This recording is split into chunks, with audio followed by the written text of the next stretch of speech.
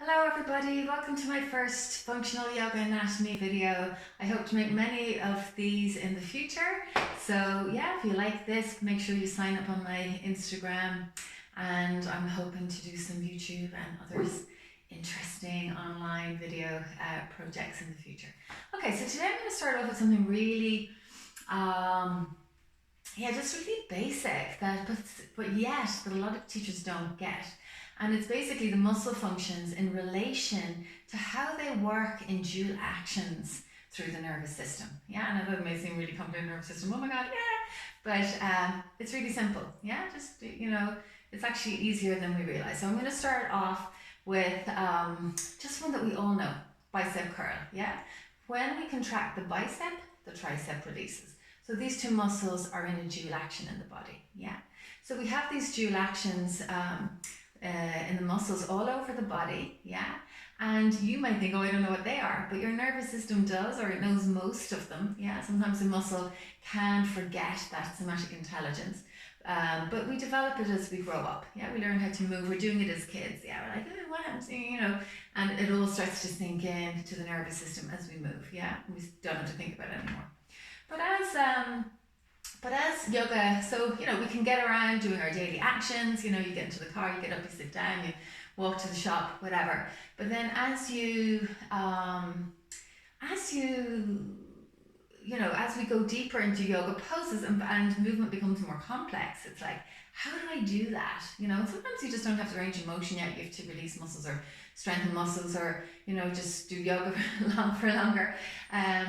Or maybe you have compression, or your body's never going to do that action. But sometimes it really is, it just comes back to know how. Yeah, so I'm just going to go through the muscle functions, and this will give you an idea that of how to deepen your yoga poses using the dual actions. And we call this active stretching. Yeah, so passive stretching, you're just hanging out, you're enjoying, you just like relax all your muscles, take the nervous system down, yin yoga, gentle yoga, it's really lovely. Yeah. But active stretching, which we do in vinyasa and functional movement yoga, where we are working with active stretching, where we contract certain muscle groups in order to release the opposite muscle group. Yeah. So I'm going to start off on the feet. Okay. So we basically have, I'll sit down for a second. Excuse me, thanks. So basically we have muscles here in the calves, lifting the arches of the feet. We also have intrinsic feet muscles doing the same action, but I'm going to focus here on the calves today. So we have two muscles lifting the inner arch of the foot, which is also inverting the foot, basically creates this action here, which gives the lift here. The first here is the tibialis anterior, starts here at the outer knee, crosses over the shin bone, hooks into the big toe mound. Yeah, we hear yoga teachers talk about this big toe mound all the time. And when it contracts, it literally pulls that up and gives the lift here. Yeah. The other one hugs the back of the tibia. This is the tibialis posterior, so it's behind the tibia bone, hugging the back of the tibia, creeping around the medial or the inside of the leg, around the medial malleolus, this little ankle bone here, and inserts directly onto the inner arch of the foot. And again, when it contracts, it lifts the inner arch up. Yeah. And then on the outside of the calf, we have these muscles here called the fibulae or the peroneals. It's the difference between the Americans and the English, but both work. So it's basically your outer calf muscles, and when they contract, they push weight into your big toe joint. And as we know in our standing poses, that's going to give us stability. So we have like the core line, big toe joint, outer calves, which fascially, as we hug them into the midline, that's going to fascially connect through the inner thigh. So it's going to fire our inner thighs, scissoring them into the midline, and they connect right up into your pelvic floor and then into the uddiyana bandha, the navel. So this is the core line as it spirals through the leg. So those outer calf muscles are really, really important. But so are the back of the calf, like tibialis posterior is so important.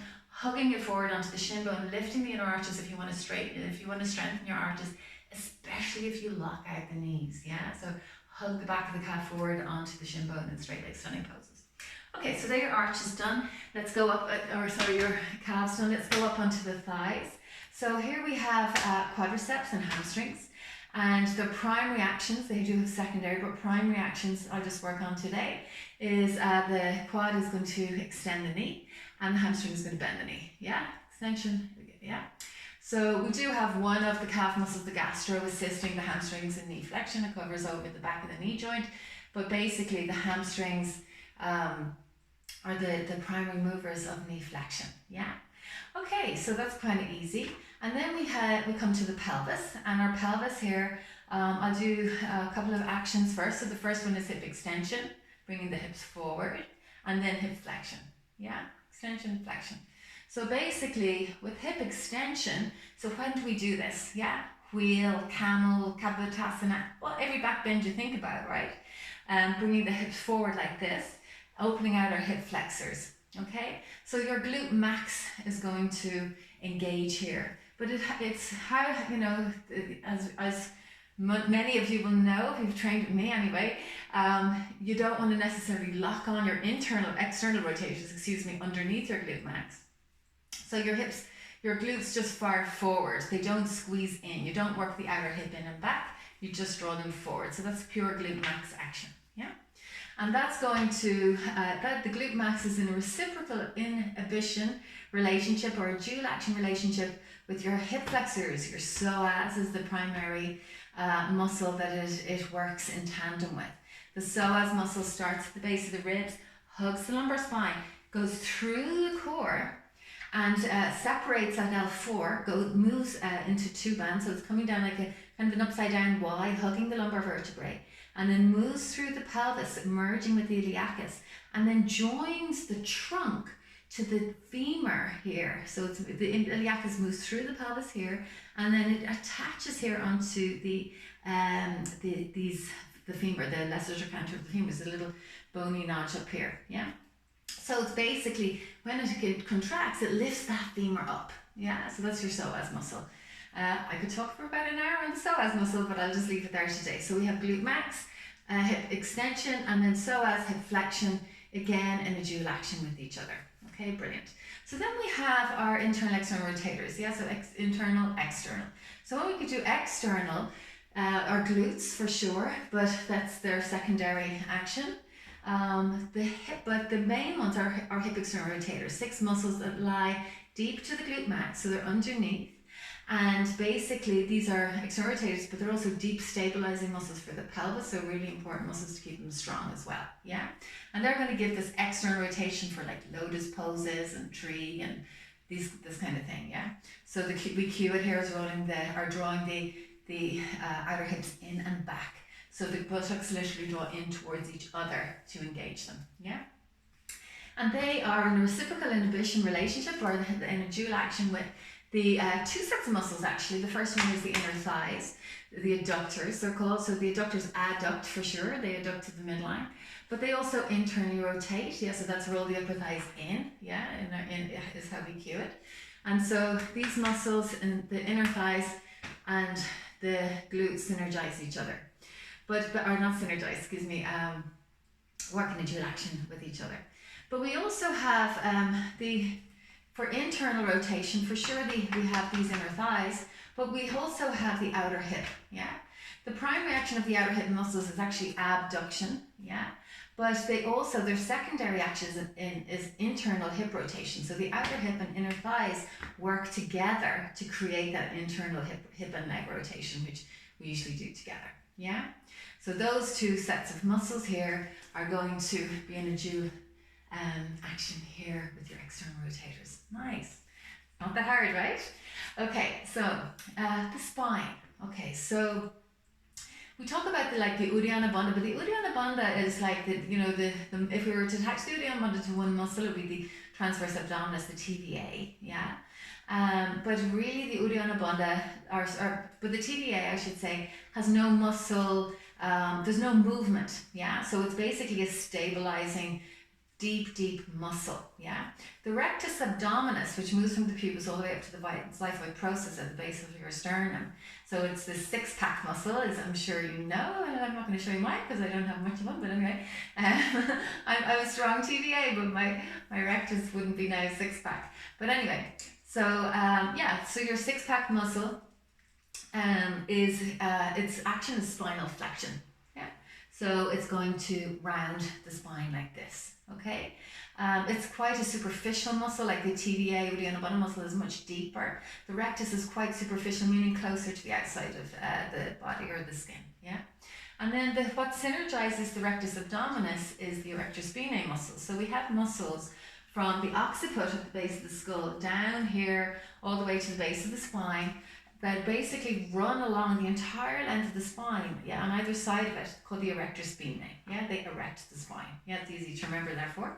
And so the erector spinae are in a dual action with the rectus abdominis because they lift the spine up, and then the rectus abdominis flex the spine. So they're in a reciprocal relationship as well. Okay, so internal, external rotation, yeah, or external rotation, internal rotation, yeah. For you can see it in Gomukhasana. We internally rotate in our binds, releasing the external rotators as we engage our internal rotators. We externally rotate in like the arm and like wheel, even tricep wrap in our downward dog, yeah. So anyhow, we have it's the glenohumeral stability here in the shoulder is all about balancing the internal and external rotators, yeah, and getting a sense of them.